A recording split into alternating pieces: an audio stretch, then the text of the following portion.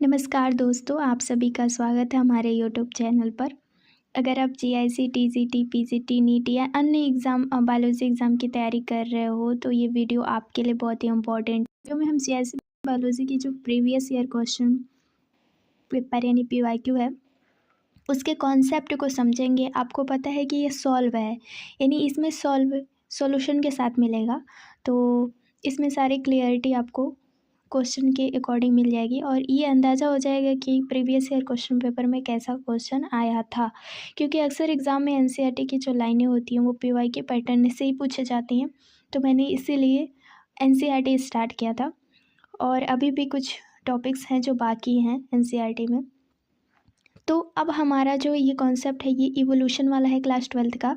तो आप जानते हो जो पहला क्वेश्चन इसमें दिया हुआ है ये 2021 का, आप देख सकते हो कि राजकीय इंटर कॉलेज जीआईसी 2021 में जो पेपर हुआ था 19 सितंबर 2021 को, उसका एक हल प्रश्न पत्र है। जो पहला क्वेश्चन है ये इवोल्यूशन से रिलेटेड है। आपको पता है क्लास 12th में एक इवोल्यूशन वाला पार्ट है एनसीईआरटी में। तो मनुष्य में पूर्वजता एटविज़म का मतलब क्या होता है? तो ये होता है रीएपीरियंस ऑफ एसेट्रल कैरेक्टर, यानी पैतृक गुणों का प्रकटन। यानी कि इसमें बताया गया है कि जो पैतृक गुणों का प्रकटन है उसके बारे में। तो हम इसकी व्याख्या भी पढ़ लेते हैं। मनुष्य में जो पूर्वजता का मतलब होता है उसे पैतृक गुणों का प्रकटन कहते हैं।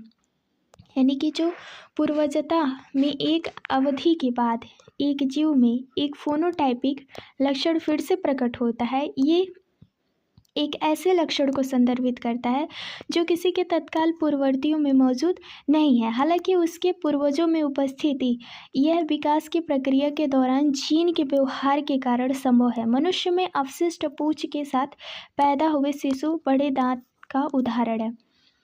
अगर ये वाला आपको टॉपिक देखने को मिलेगा तो इवोल्यूशन से है, यानी कि आप लोग एक बात याद रखना जो हम इस पीवाईक्यू को पढ़ेंगे, क्योंकि अभी जो अगर अपडेटेड में बताए तो 2021 के बाद कोई पेपर हुआ ही नहीं। अभी जो होने वाला है आपको पता है 3 मई को है। तो ये जो इवोल्यूशन वाला पार्ट है वो इसी से आया था क्वेश्चन। तो इवोल्यूशन आप ध्यान में रखिएगा, इवोल्यूशन से। नेक्स्ट क्वेश्चन है, निम्नलिखित में से कौन सा कथन सही है? यानी कि कौन सा हमें कथन सही है? तो इसमें है analogous organ are not suggestive of any kinship, यानी अनुरूप अंग किसी समानता को इंगित नहीं करते। ये भी इवोल्यूशन से है। अगर हम बात करें अनुरूप अंग किसी समानता को इंगित नहीं करते। अनुरूप अंग विभिन्न जंतुओं के भी अंग होते हैं जो संरचना में भले ही भिन्न दिखते हैं लेकिन एक समान कार्य करते हैं। वे अंग एक अभिसारी विकास में विकसित हुए, यानी इन जानवरों के पूर्वज समान नहीं हैं लेकिन ये अब अन्य जानवरों के समान पारिस्थितिक क्षेत्र में विकसित कर रहे हैं। उदाहरण के लिए कीड़े, चमगादड़ और पक्षियों के पंख जो बिना पंखों के पूर्वजों से अलग होने के बाद अलग अलग प्रत्येक वंश में स्वतंत्र रूप से विकसित हुए। नेक्स्ट क्वेश्चन है हमारा, नेक्स्ट क्वेश्चन ये कह रहा है कि जो हमारे वे जातियां जो विभिन्न भौगोलिक क्षेत्र में पाई जाती हैं, यानी कि ये भी इवोल्यूशन से है। यानी कुल 3 क्वेश्चन देखने को मिला हमें। जो एलोपेट्रिक स्पीसीज होती हैं वो हमें भौगोलिक क्षेत्रों में पाई जाती है, यानी जो विभिन्न भौगोलिक क्षेत्रों में पाई जाती है। एलोपेट्रिक प्रजाति में पैतृक आबादी के समूह मौलिक अलगाव की अवधि के कारण अलग अलग प्रजातियों में विकसित होते हैं। इन्हें भौगोलिक परिवर्तन जनसंख्या के सदस्यों में से एक समूह में विभाजित करता है। और सिम्पैट्रिक क्या होता है? तो सिम्पैट्रिक एक ही पैतृक आबादी के समूह बिना किसी भौगोलिक अलगाव के अलग अलग प्रजाति में विकसित होते हैं।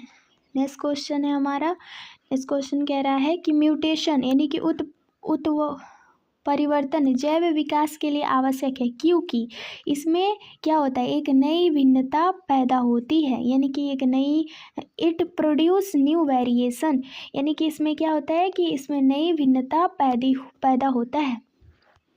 नेक्स्ट अगर हम इसकी बात करें कि उत्परिवर्तन एक परिवर्तन है जो हमारे डीएनए अनुक्रम में होता है। ये कोशिका विभाजन के दौरान की गई डीएनए नकल की गलतियों यानी कि गलतियों आयन विकिरण के संपर्क में उत्परिवर्तन रसायनों के संपर्क में आने में वायरस द्वारा संक्रमण परिणाम स्वरूप हो सकते हैं। विकास पूरी तरह से उत्परिवर्तन निर्भर करता है, क्योंकि इसमें नए एलील और नए नियामक बनते हैं। आपको पता है ये वाला चैप्टर है क्लास 12th में, प्रिंसिपल ऑफ इनहेरिटेंस, है ना, या फिर आपको क्लास 5th यानी कि चैप्टर 6 में मिलेगा, ठीक, जिसमें DNA RNA का प्रोसेस है। नेक्स्ट है कि इकोराई क्या है? इकोराई क्या है? इकोराई 1 जो इको R1 है वो क्या होता है? तो इसे हम रिस्ट्रिक्शन एंजाइम कहते हैं। क्या कहते हैं? Restriction enzyme. ये एक प्रतिबंध इंडोन्यूक्लियोजेज है जो इकोलाई में पृथक या DNA अनुक्रम की लंबाई और निरीक्षण के कार्य करता है। एक बार जब अपने विशिष्ट पहचान अनुक्रम को पाता है तो यह DNA से जुड़ जाता है और DNA हेलिक्स के 2 स्ट्रैंड को इसके शुगर फॉस्फेट बैकबोन में विशिष्ट बिंदुओं पर काट देता है और ये 5 यानी कि GAATT और C जो ये जोड़ा है उसको क्या कहता है? बीच में से ही काट देता है, तो अनुक्रम वाले प्रतिबिंब स्थल पर कटौती कहता है। इसकी खोज रॉबर्ट बायर की प्रयोगशाला में हुई थी। किसने की थी? Robert Bayer. नेक्स्ट क्वेश्चन है DNA तथा RNA का अम्लीय लक्षण निम्नकरण है।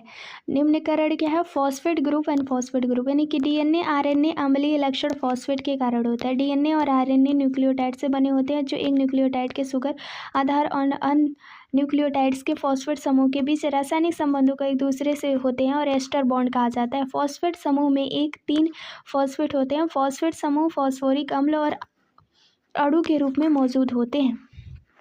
नेक्स्ट क्वेश्चन यहाँ पे है, निम्नलिखित में से कौन DNA का सबसे सामान्य प्रारूप होता है? तो ये होता है BDNA कोशिका का। तो BDNA canonical right hand DNA helix के दिया गया है। इस DNA के दोहरे तार विपरीत दिशाओं में चलते हैं। वैकल्पिक रूप से मौजूद 5 खांचे, छोटे खांचे और जो विषम होता है विषम अणु, क्योंकि आधार जोड़े में ग्लाइकोसिडिक बंधक एक दूसरे के विपरीत नहीं है। एक मोड़ में 3.4 nm की लंबाई के साथ 10 आधार जोड़े होते हैं। इसे वाटसन और क्रिक ने एक्सरे विवर्तन पैटर्न के आधार पर खोजा था। उसके बाद नेक्स्ट क्वेश्चन है हमारा, अच्छा, क्या आपने कभी जितना भी 7 क्वेश्चन कर लिया, क्या आपने गेस किया कि कौन कौन से टॉपिक से पूछा गया था? हमने पहला देखा इवोल्यूशन, क्लास 12 को एक टारगेट करिए इवोल्यूशन। उसके बाद principle of inheritance, Mendel law का अभी तो नहीं दिया है, लेकिन उसमें जितने भी DNA वाला प्रोसेस RNA DNA मॉलिकुलर वाला उसमें से दिया है, यानी क्लास चैप्टर 6 से। तो अब तक हमने 2 चैप्टर ही देखा। कोशिका चक्र के संदर्भ में कौन सा नीचे दिए गए ट्रांसक्रिप्शनल कारक प्रोटीन जिसमें ट्यूमर सप्रेशर प्रोटीन कहा जाता है? तो ये है आपका P53 एंड RB53। तो ये वाला प्रोसेस ट्यूमर सप्रेशर प्रोटीन कहा जाता है और ये पता है आपको किस में? ये आपका BSc फर्स्ट ईयर के जेनेटिक्स में है। नेक्स्ट है P53 प्रोटीन को बनाने के लिए TP53 जीन निर्देशन पदार्थ करता है। यह प्रोटीन तथा ट्यूमर सप्रेसर के रूप में कार्य करता है। यह कोशिकाओं को बहुत तेज़ी से नियंत्रित करने और बढ़ने में से रोकता है। रेटिनोब्लास्टोमा ट्यूमर सप्रेसर प्रोटीन चक्र के चरण में प्रवेश कर रोकता है, लेकिन आयोग ने इसको ए माना था।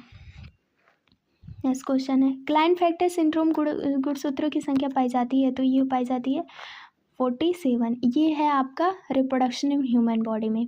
क्लाइनफेल्टर सिंड्रोम में गुणसूत्रों की संख्या 47 होती है। सिंड्रोम लड़कों और पुरुषों में एक क्रोमोसोमल स्थिति है जो शारीरिक और बौद्धिक विकास का प्रभावित करता है। इसमें लड़का X और गुणसूत्र की एक अतिरिक्त प्रति के साथ पैदा होता है। इसके कुछ लक्षण होते हैं, व्यापक भिन्न भी होते हैं। आवश्यकता इस पर स्थिति निदान नहीं होती। लक्षणों में कम शुक्राणु, टेस्टोस्टेरोन, कम मांसपेशियां, छोटा लिंग आदि में हो सकते हैं। अब यहाँ पे देखिए, यहाँ पे Brunner gland are present. Brunner's gland कहाँ पाई जाती है? तो ये पाई जाती है ड्यूडेनम में। तो ये क्लास 11th की जो फिजियोलॉजी वाला पार्ट है यानी डाइजेशन, उसमें है कहा है ये। यानी ब्रूजस ग्रंथियाँ पाई जाती हैं। ड्यूडेनम ग्रंथि, ये ग्रंथियाँ ग्रहणी और सबकोशा में स्थित होती है। ये शाखीय ट्यूबुलर श्लेष्म ग्रंथियाँ होती हैं जो क्षारीय पीएच के साथ बलगम और का स्राव करती है, जो पेट में कायम और बेअसर काम करने का काम करती है। नेक्स्ट भी है, ग्रंथियाँ ग्रहणी की विशिष्ट विशेषता है और इसका वर्णन सबसे पहले स्विस वैज्ञानिक ने जोहन कनराड ब्रूनर ने किया था। इन्हीं के नाम पे इसको रखा गया। आयोग ने इस प्रश्न का बी उत्तर दिया है, तो बी उत्तर क्या था? यकृत, और इसमें डी आंसर सही है। ब्रूनर्स ग्रंथियाँ पाई जाती हैं। आयोग ने इसको लीवर माना था, लेकिन इसमें एग्जैक्ट आंसर है ड्यूडेनम। प्राणी कोशिकाओं का सबसे स्थिर राइबो न्यूक्लिक अम्ल यानी आरएनए क्या होता है? तो आरएनए जो प्रोटीन का सबसे स्थिर राइबो न्यूक्लिक अम्ल होता है उसे आरएनए कहते हैं। आरआरएनए और एमआरएनए और टीआरएनए। प्राणी कोशिका में आरएनए के 3 प्रकार होते हैं। आरआरएनए कोशिका द्रव में पाया जाता है और राइबोसोम में जुड़ा होता है। कोशिकाओं में सभी प्रोटीन के कोडिंग उत्पादन के लिए जिम्मेदार है।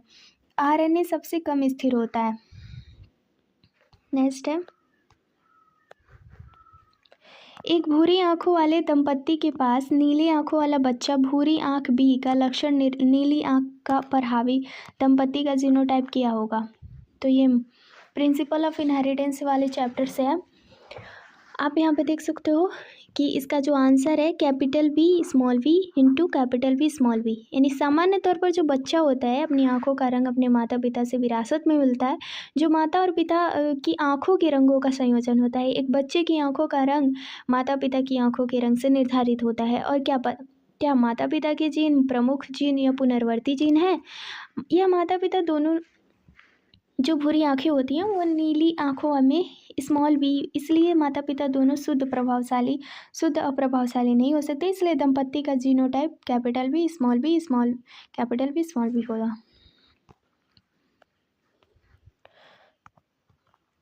ये आपका डीएनए आरएनए से related. Formation of DNA and RNA is called, यानी आरएनए से डीएनए का संश्लेषण क्या कहलाता है? तो ये रिजर्व ट्रांसक्रिप्शन कहलाता है। मॉलिक्यूलर बायोलॉजी से है ये भी। तो ये आरएनए और डीएनए, तो ये क्लास 11th के मॉलिक्यूलर बायोलॉजी में आप चले जाइए, कोशिका जो दिया हुआ है क्लास चैप्टर नंबर 9 उसमें से, और क्लास 12th की जो मॉलिक्यूलर बायोलॉजी दिया गया वहाँ से रिलेटेड है, चैप्टर नंबर 6। यहाँ पे हम देखें जो डीएनए है अणुओं को आरएनए जीनोमर कोडिंग कहते हैं। रिजर्व ट्रांसक्रिप्शन एंजाइम का प्रयोग आरएनए टेम्पलेट में पूरक डीएनए किया जाता है। प्रतिलेखन डीएनए के खंड को आरएनए से कॉपी करने की प्रतिक्रिया है। आरएनए पॉलीमरेज नामक एंजाइम का क्रिया दोनों प्रोकैरियोटिक और यूकैरियोटिक कोशिकाओं में एक जैसा पाया जाता है। क्या पाया जाता है? तो जेनेटिक कोड पाया जाता है ना। तो ये सेल से रिलेटेड है, यानी कि chapter number 8 class 11th। Prokaryotic और यूकैरियोटिक कोशिकाओं में जैसा आनुवंशिक कोड पाया जाता है। आनुवंशिक कोड नियमों का समूह है और ये परिभाषित करता है कि डीएनए के 4 अक्षर कोड अमीनो अम्ल के 20 अक्षर कोड से कैसे अनुवादित किया जाता है। प्रोटीन में, यानी ट्रांसलेशन की बात कर रहा है, प्रोटीन और यूकैरियोटिक दोनों कोशिकाओं में प्रोकैरियोटिक कोशिका के नाभिक का अभाव होता है, इसलिए डीएनए कोशिका द्रव्य के भीतर स्वतंत्र रूप से तैरता है। नेक्स्ट क्या है? निम्नलिखित घटनाओं पर कालक्रम बताइए। अब इसमें देखिए ये वाला जो क्वेश्चन है आप ध्यान दोगे ना तो ये एलटी ग्रेड में आया था। तो इसका जो क्वेश्चन है इसमें पूछा है the first test tube born, यानी पहली बार जो टेस्ट ट्यूब हुआ था वो कब किस ईयर में हुआ था। और डीएनए डबल हेलिक्स की रचना कब हुई थी? आपको पता है डीएनए डबल हेलिक्स की रचना वाटसन एंड क्रिक ने दी थी, एक क्लास 12th में ही भी है। और मानव जीनोम भी ये आपका क्लास 12th में ही है, मानव जीनोम के बारे में भी। और जेनेटिक कोड क्रैक यानी आनुवंशिक कोड की कोडिंग, ठीक है, ये ही नहीं है। और पहली टेस्ट ट्यूब बेबी का जन्म ये भी है क्लास 12th में बायोटेक्नोलॉजी के अंदर। तो आप यहाँ पे देखोगे ना तो ये जो प्रोसेस है वो डीएनए डबल हेलिक्स की रचना फ्रांसिस क्रिक एन वाटसन ने किया था 1953 में। आनुवंशिक की कोडिंग की 1966 में नीरेनबर्ग और उनकी टीम ने किया था। और पहली test tube Louise Joy Brown का जन्म 1978 में हुआ था, 1978 में। और जीनोम परियोजना 1990 में हुआ था। अभी हम सिर्फ क्लास 11th और 12th में ही हैं, याद रखिएगा। हम 16वें वाले चैप्टर पे आ गए, सॉरी क्वेश्चन पे। तो यहाँ पे हम देखें तो जीन को वाई गुणसूत्र पर स्थित होते हैं, क्या कहलाते हैं? तो ये होलैंड्रिक जीन्स कहते हैं। ये भी क्लास 12th से रिलेटेड है। तो होलैंड्रिक जीन हमेशा पिता से पुत्र की विरासत में मिलता है, क्योंकि सामान्य रूप से केवल पुरुषों में ही वाई गुणसूत्र होता है। होलैंड्रिक जीन हाइपर ट्राइकोसिस कान, लंबे बाल। प्लियोट्रोपिन जीन जो होते हैं एकल जीन होते हैं जो एक से अधिक लक्षणों को नियंत्रित करते हैं। पॉलीजीन जीन के एक समूह जो संदर्भित करता है कि एक साथ व्यक्त होने वाले फिनोटाइपिक विशेषता उत्पन्न करता है। अब तक हम 3 टॉपिक देखें। पहला था इवोल्यूशन, ठीक है। दूसरा है मॉलिकुलर इनहेरिटेंस ऑफ बायोलॉजी, फिर मॉलिकुलर बायोलॉजी। मॉलिकुलर बायोलॉजी आप क्लास 11th में भी आप देख सकोगे कि जो सेल वाला पार्ट है उसमें दिया है यूनिट में। तो उस दोनों से यहाँ पे 3 से 4 लेसन हमने देखा, ठीक है। और 17वें क्वेश्चन पे आ गए। अब रंगहीनता एल्बिनिज्म निम्नलिखित में से किसी एक का कारण होता है। तो वो होता है आनुवंशिक विकारों और मेलेनिन की कमी दोनों के कारण है। तो यानी जेनेटिक डिसऑर्डर में है। आपको पता है कि जेनेटिक डिसऑर्डर किस चैप्टर में है, क्लास 12th। आनुवंशिक विकारों तथा मेलेनिन की कमी दोनों ही कारण होता है। एल्बिनिज्म त्वचा, बालों और आंखों में मेलेनिन वड़े की कमी के कारण होता है। ये एक विरासत में मिला विकार है जो जन्म के बाद समय मौजूद होता है। इसमें मेलेनोसाइट्स मौजूद होते हैं, लेकिन आनुवंशिक उत्परिवर्तन में मेलेनिन वड़े उत्पादन यानी जो पिगमेंट होता है मेलेनिन पिगमेंट उत्पादन या कैरोटिनोसाइट्स वितरित करने की उनकी क्षमता में हस्तक्षेप करते हैं। नेक्स्ट है, एक स्वस्थ वयस्क मनुष्य में सबसे छोटे प्रकार का ल्यूकोसाइट्स क्या होता है? तो ये हमारा होता है लिम्फोसाइट्स। यहाँ पे गलत लिखा हुआ है लिम्फोसाइट्स। ये जो लिम्फोसाइट्स होता है, एक स्वस्थ वयस्क मनुष्य में सबसे छोटे प्रकार के ल्यूकोसाइट्स लिम्फोसाइट्स में होते हैं। अब प्रत्येक कोशिकाएं में जिन्हें ल्यूकोसाइट्स भी कहा जाता है शरीर की प्रतिरक्षा प्रणाली का हिस्सा है। 2 प्रकार के होते हैं, ग्रेनुलोसाइट्स जो न्यूट्रोफिल्स, बेसिफिल्स और इसिनोफिल्स यानी 3 पार्ट से बनता है। और ग्रेनुलोसाइट्स में मोनोसाइट्स और लिम्फोसाइट बनता है। छोटे लिम्फोसाइट का व्यास जो होता है 7 से 10 माइक्रोन होते हैं और मोनोसाइट सबसे बड़ी ल्यूकोसाइट्स होती है जो 15 से 18 माइक्रोन का व्यास होता है। नेक्स्ट क्वेश्चन है, आनुवंशिक कोड में कोडान कौन से डीएनए खंड का प्रतिनिधित्व करता है? तो ये करता है सेट ऑफ 3 बेसेस यानी 3 बेस के सेट को ये कोडान यानी कोडॉन। आपको कोडॉन से समझ आ रहा होगा कि ये डीएनए वाले पार्ट से यानी क्लास 12th। आनुवंशिक कोड से कोडॉन 3 बेस के सेट प्रतिनिधित्व करता है। एक कोडॉन 3 डीएनए आरएनए न्यूक्लियोटाइड्स का एक क्रम है जो प्रोटीन संश्लेषण के दौरान एक विशिष्ट अमीनो एसिड या स्टॉप सिग्नल में मेल खाता है। ये 4 nitrogenous base adenine, guanine, cytosine, uracil के किसी भी ट्रिपल संयोजन से बने होते हैं। उदाहरण के लिए AUG अमीनो एसिड मेथियोनिन को निर्दिष्ट करता है। नेक्स्ट है, सूची 2 में मिलाइए। तो प्रोटीन संश्लेषण हमेशा क्या करता है? प्रोटीन संश्लेषण हमेशा आपका राइबोसोम ही तो करता है।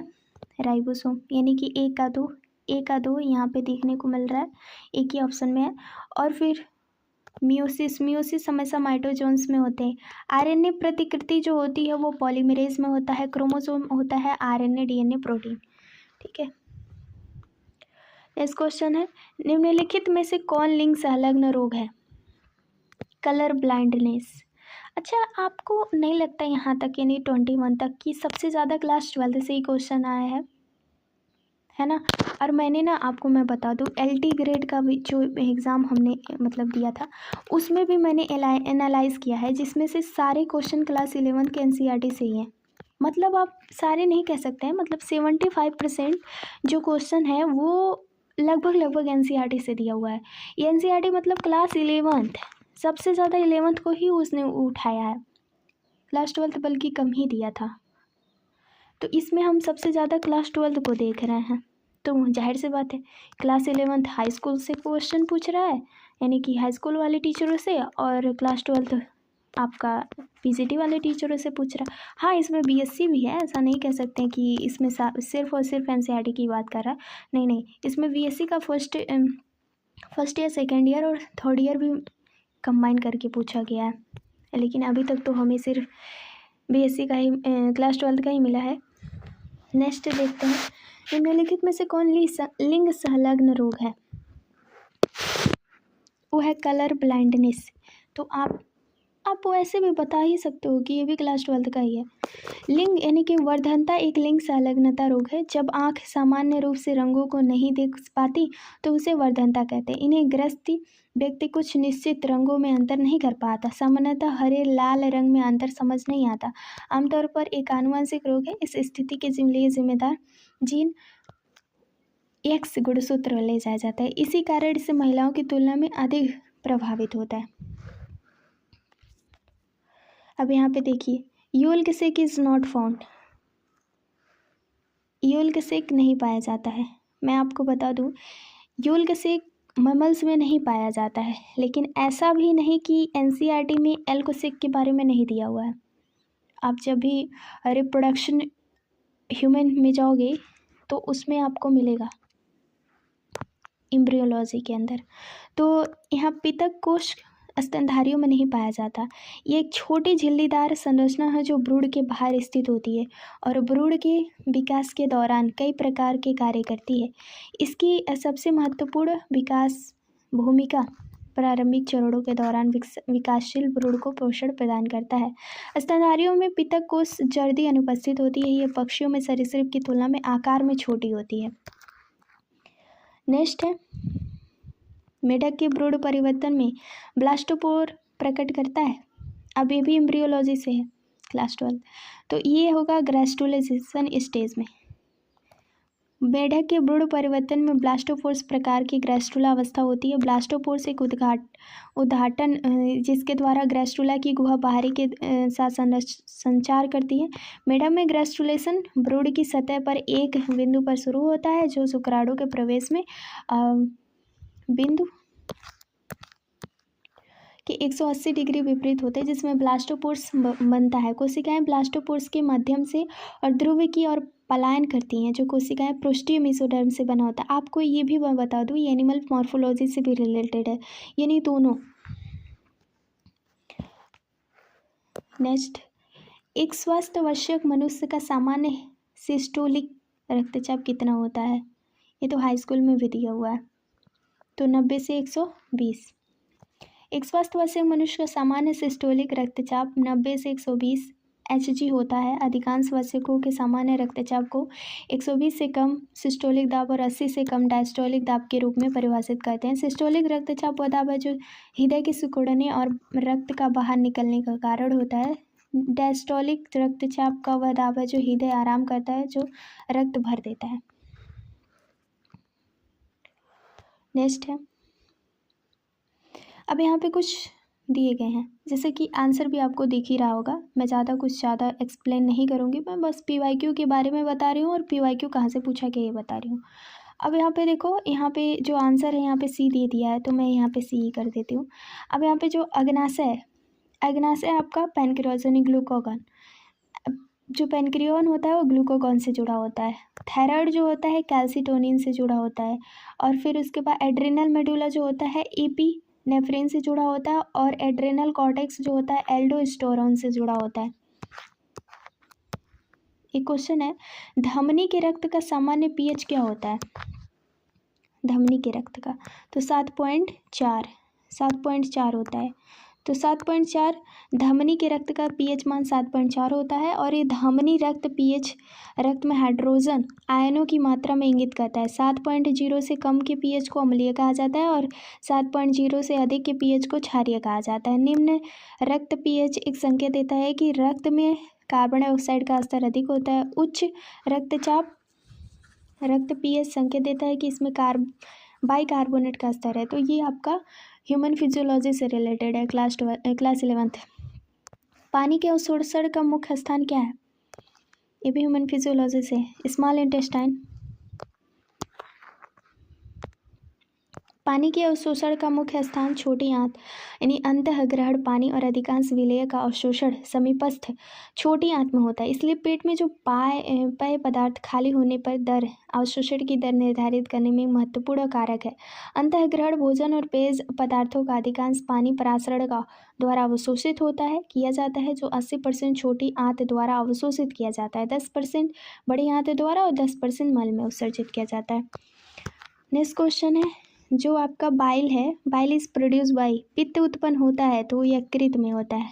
अभी हमने एक क्वेश्चन और देखा था जिसमें से वो बता रहा था कि ड्यूडेनम में होता है, वही गलत था लेकिन यकृत सही है। पित्त उत्पन्न होता है यकृत में, यानी कि यह एक तरल पदार्थ है जो यकृत द्वारा बनाया जाता है और छोड़ा जाता है। पित्ताशय की जो थैली होती है जमा होती है और वसा को फैटी एसिड में तोड़ता है, जिसे पाचन तंत्र द्वारा शरीर में ले जाया जाता है। यह गाढ़ा और चिपचिपा पीला हरा द्रव्य होता है जो पित्त की संरचना 97 से 98% पानी, 0.7% पित्त लवण और 0.2% बिलिरुबिन, 0.51% वसा, कोलेस्ट्रॉल, फैटी एसिड और लेसिबिन और 200 में मैगल अकार्बनिक लवण होते हैं। नेक्स्ट है, which of the following is the highest amount of urea, यानी कि निम्नलिखित में से यूरिया की मात्रा सबसे अधिक किस में पाई जाती है? तो ये होता है आपका हेपेटिक वेन में, एनिमल मॉर्फोलॉजी के अंदर है। तो यकृत सिरा में यूरिया की मात्रा सबसे अधिक है, तो क्लास 11th एनिमल मॉर्फोलॉजी याद रखिएगा। यूरिया का उत्पादन प्राथमिक स्थल यानी कि यकृत, इसलिए यूरिया की उच्चतम सांद्रता होती है। यकृत सिराएं ऑक्सीजन रहित रक्त को अपने वेना कवा तक ले जाती है और यूरिया को यकृत से बाहर निकालती है। वृक्क यूरिया का किडनी उत्सर्जन यानी एक्सक्रेशन वाला पार्ट है, क्लास 11th। इसलिए इसमें निकलने वाली जो रक्त वाहिकाओं में यूरिया की मात्रा कम होती है। निम्नलिखित में से कौन C19 स्टेरॉयड हार्मोन है? तो ये है आपका टेस्टोस्टेरोन हार्मोन। तो टेस्टोस्टेरोन हार्मोन वैसे भी C19 तो नहीं दिया है NCERT में, लेकिन अलग यानी कि अगर आप टेक्स्ट बुक की बात करोगे ना, टेक्स्ट बुक अरिहंत वाले में, तो ये C19 दिया हुआ है, आप जाके देख सकते हो। Testosterone C19 asteroid hormone. Asteroid hormones cholesterol के भी उत्पन्न होता है जो विभिन्न प्रकार के ऊतकों और संश्लेषण होते हैं। इसमें प्रमुख रूप से अधिवृक्क ग्रंथि और गोनाड। टेस्टोस्टेरोन पुरुष सेक्स हार्मोन जो अंडकोश में बनता है। सामान्य पुरुष यौन विकास और कार्यों के लिए टेस्टोस्टेरोन हार्मोन्स का महत्वपूर्ण है। और C18 स्टेरॉयड में हाइड्रोजन डेरिवेटिव होते हैं। C21 स्टेरॉयड में प्रोजेस्टेरोन, ग्लूकोकॉर्टिकॉइड्स, मिनरलोकॉर्टिकॉइड्स और डेरिवेटिव होते हैं। तो देखो यहाँ पे दो था, ये तो C19 था, ये C18 है और ये C21 है। कोई भी क्वेश्चन पूछ सकता है भाई, आपको कहीं से भी पूछ सकता है, तो आप थोड़ी सी भी इसको इग्नोर नहीं कर सकते हो।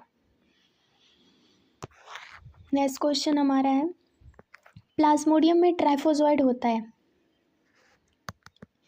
इरिथ्रोसाइट्स, मनुष्यों के इरिथ्रोसाइट में। अब प्लाज्मोडियम का ये रोगों से रिलेटेड है, क्लास 12 ह्यूमन डिजीज।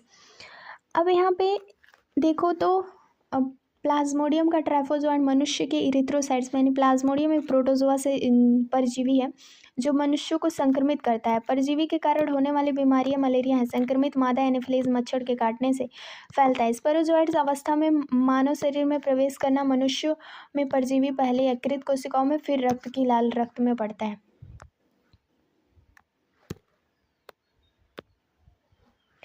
मनुष्य के अंदर रहने वाले अंतः परजीवी में निम्नलिखित में से कौन सी परजीवी पिंडज है? तो औचेरिया। दैट्स आप क्लास 11 के एनिमल किंगडम में चले जाओ तो ये आपके प्लेटिहेल्मिन्थेस के अंदर मिल जाएगी।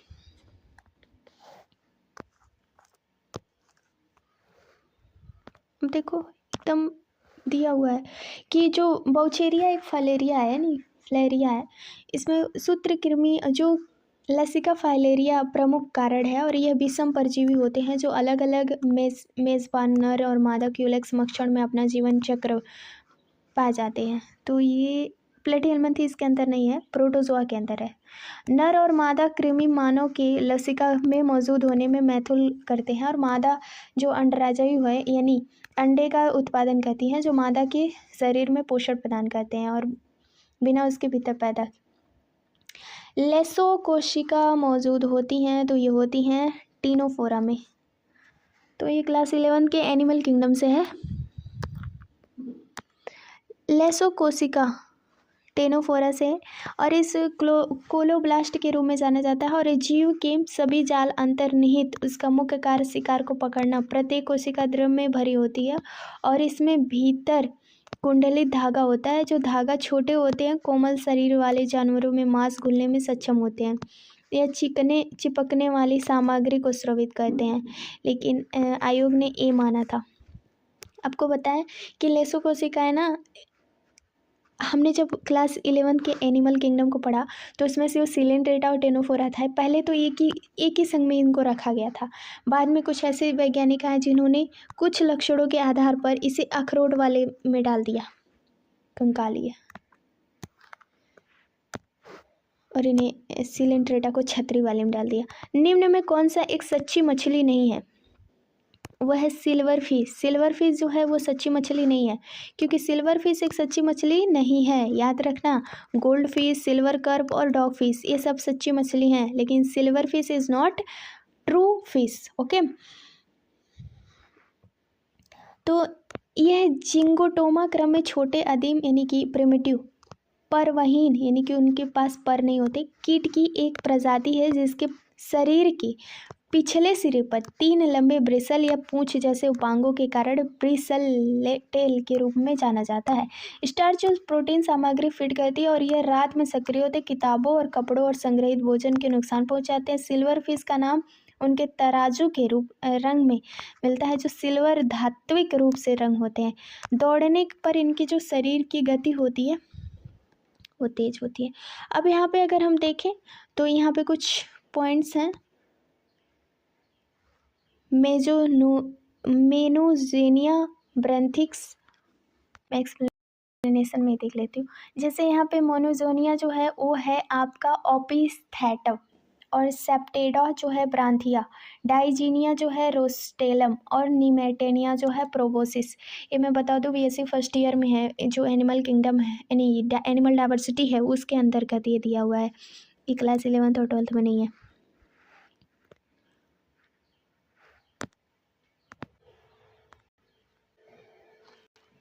आपको बता दूं कि जो आपका मेजोनेरिया है वो ऑप्टीसेप्टर से है और सेस्टोडा जो है ब्रांथिया से है, डाइजीनिया जो है रोस्टेलम से है और निमेटेनिया जो है प्रोबिस से है। तो ये क्लास 12th में नहीं है, बीएससी फर्स्ट ईयर से है कॉटल के बुक से। और यहाँ पे अरस्तु, लॉल्टेन, एरिस्टोलेटन के क्लास उपस्थित होते हैं। तो ये होता है आपका इकाइनिडिया, जो अरस्तु लॉल्टेन के नाम से जाना जाता है, इकाइनिडिया क्लास में आता है। ये एक प्रकार का जो फाइलम इकाइनोडर्मेटा संबंधित है, जो अर्चिन के नाम से जाना जाता है। इसके पेरिस्टोमल झिल्ली में मुंह से एक शक्तिशाली चबाने वाला उपकरण होता है जिसे अरस्तु लाल्टेन कहा जाता है। अरस्तु का मुंह तंत्र एक दूसरे छोर से निरंतर बाहर से देखने पर एक सिंग लालटेन की तरह दिखता है और लालटेन 5 जबड़ों से बना होता है जो मध्यम के स्तर को सक्षम है। नेक्स्ट क्वेश्चन है हमारा यूरिनरी ब्लैडर। तो ये इसमें यानी कि मूत्राशय पक्षियों में उपस्थित होती है कि नहीं होती है? तो अनुपस्थित होती है। तो इनमें अनुवसैनी स्तनधारियों के विपरीत पक्षियों के पास मूत्र जमा करने के लिए मूत्राशय नहीं होते हैं। पक्षी क्लोएका नामक अंग के माध्यम से अपशिष्ट पदार्थ छोड़ती है। क्लोएका का उद्घाटन या प्रजनन पाचन और मूत्र प्रणाली में जुड़ता है। मूत्रमल दोनों क्लोएका से बह जाते हैं जहाँ वे निष्कासित होते हैं।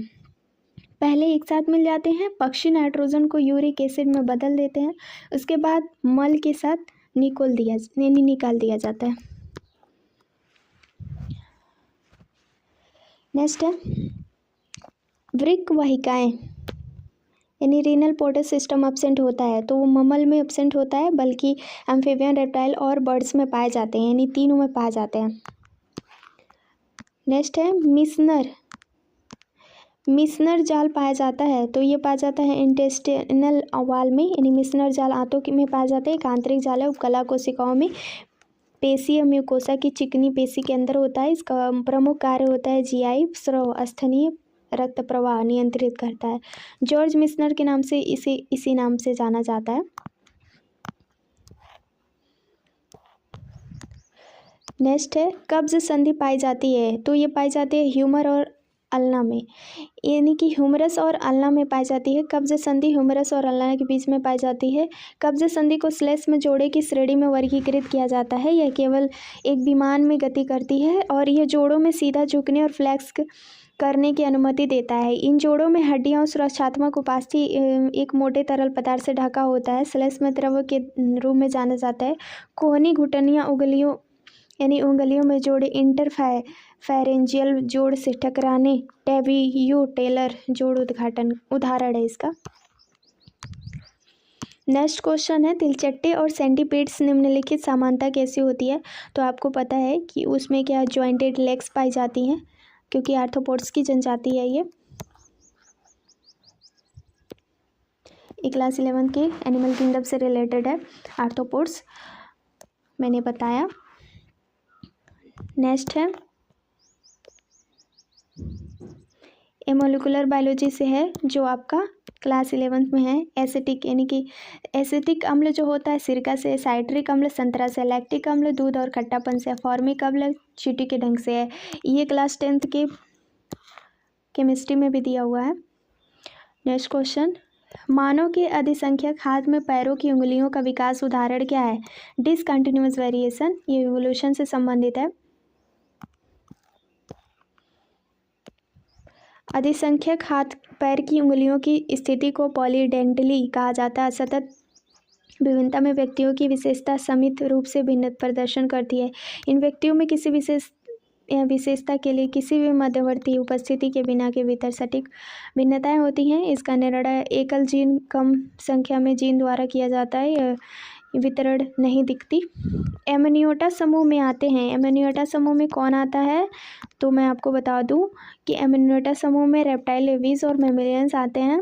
ये वाला क्वेश्चन ना बीपीएससी में पूछा था और ये ना एनिमल किंगडम से ही है। कैसुरिकीय के समूह में यानी समूह में कोई भी एक एमनियोजन भीतर भ्रूण विकास के गुजरता है, एमनियोटा कहलाता है। एमनियोन, कोरियन और एलाइटोइस भ्रूण के ऊतक परत में विकसित होता है, जो एक बड़े जर्दी द्रव्यमान को घेरते हैं। एक नियोटा में उसकी खोपड़ी के अस्थायी क्षेत्र में मौजूद उद्घाटन की संख्या आधार में समूहों एनाप्सिड, डायप्सिड और सिनेप्सिड में बांटा जाता है। पक्षियों में सरीसृप डायप्सिड और स्तनधारी में सिनेप्सिड में शामिल है। नेक्स्ट क्वेश्चन है लाइपेज, ट्रिप्सिन और एमाइलेज, इरेप्सिन, ये 5 प्रकार के दिए। जैसे कि जो लाइपेज है वो आपका वसाबिक्टन है, एंजाइम है। ट्रिप्सिन प्रोटीन का पाचन करता है, एमाइलेज कार्बोहाइड्रेट का पाचन, इरेप्सिन पॉलीपेप्टाइड को अमीनो एसिड में। तो ये डाइजेशन से क्लास 11 के डाइजेशन वाले चैप्टर से है। अब यहाँ पे देखो पारा जो है, पारा को मैनीमेटा रोग कहते हैं। कैडमियम के द्वारा होता है इटाई रोग, आर्सेनिक के कारण होता है कैंसर रोग और नाइट्रेट के कारण ब्लू बेबी सिंड्रोम। निम्नलिखित में से एटीपी के संश्लेषण होती आवश्यक है, तो एटीपी के संश्लेषण में आपका सबसे इम्पोर्टेंट क्या वो होता है एफई और पीई, एफई और पी। तो एफई और पी की बात है तो एटीपी के संश्लेषण में एटीपी कोशिका में की माइटोकॉन्ड्रिया की कोशिकीय श्वसन की प्रक्रिया में बनता है, जिससे एंजाइम एटीपी सिंथेसिस से संश्लेषण किया जाता है। आयरन यानी एफई ऑक्सीकरण यानी ऑक्सीजन परिवहन और एटीपी संश्लेषण के लिए महत्वपूर्ण है। यह प्रोटीन ग्रेडियंट उत्पन्न करता है। एटीपी सिंथेसिस को एटीपी को संश्लेषण करने के लिए अनुमति देता है। फास्फोरस पी ऊर्जा स्थानांतरण तंत्र में शामिल है, जिससे एडिनोसिन ट्राइफॉस्फेट एटीपी का निर्माण होता है। ये भी आपका किसमें है, कोशिका में। क्लास 11। अब यहाँ पे देखो पादप स्टार्ट हो गया, ठीक है। तो हमने कितना देखा, हमने कुल 47 क्वेश्चन जूलॉजी से देखे फ्रेंड्स, जूलॉजी से। नेक्स्ट क्वेश्चन में हम बॉटनी सॉल्व करेंगे, यानी नेक्स्ट वीडियो में हमने 47 क्वेश्चन सिर्फ जूलॉजी देखे हैं। तो हमें जिस जिस टॉपिक से मैंने बताया है वही टॉपिक ही है, आप जाके फिर से इसे एनालाइज कर सकते हो। जब तक आप एनालाइज नहीं करोगे आपको पता नहीं चलेगा कि कौन सी हमें बुक्स पढ़नी है, ठीक है। नहीं तो हम 1000 बुक पढ़ते रहेंगे और हमें कुछ समझ ही नहीं आएगा क्या क्या पढ़ना है, कहाँ से पढ़ना है। तो इसी में हम रह जाते हैं और हमारा क्वेश्चन सही होने के बजाय गलत हो जाता है। Thank you for watching this videos, thank you.